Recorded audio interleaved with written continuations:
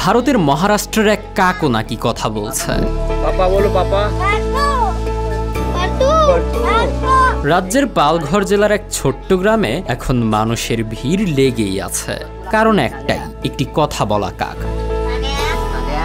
৩ বছর আগে গ্রামের মুনকে পরিবার যখন একদিন হঠাৎ এক আহত কাকছানাকে গাছের নিচে পড়ে থাকতে দেখে, তখন হয়তো তারা ভাবতেও পারেনি এই ছানাই একদিন সারা দেশের আলোচনার কেন্দ্রবিন্দু হয়ে উঠবে। সুবর্ণা মুনকে স্মৃতিচারণা করে বলেন, আমার মেয়ে গাছের নিচে পড়ে থাকা কাকটিকে খুঁজে পায়। তখন ওর বয়স হবে মাত্র 15 দিন। আমরা ওকে বাড়িতে নিয়ে আসি, ওষুধ দিই, খাওয়াই।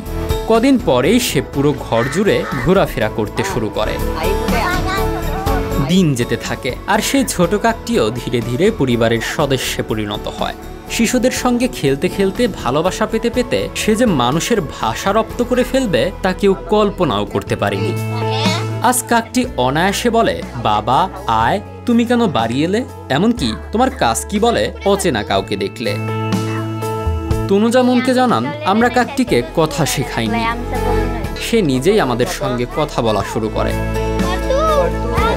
এই সহজ অথচ বিস্ময়কর ঘটনাই ভাইরাল হয় সোশ্যাল মিডিয়ায়। বাংলাদেশের শক্তিশালী থার্মিক স্টিল বার ফেমাস স্টিল লিমিটেড। ইনস্টাগ্রামে তনুজার পোস্ট করা একটি ভিডিও থেকেই শুরু হয় কাক জয়যাত্রা। ভিডিও দেখে ছুটে আসেন ব্লগার, ইউটিউবার, সংবাদকর্মীরা। ব্লগার মানসী মোহন পাতিল বলেন, তোতা পাখি কথা বলে শুনেছি, কিন্তু কাক যে কথা বলতে পারে তা কখনোই কল্পনা করিনি।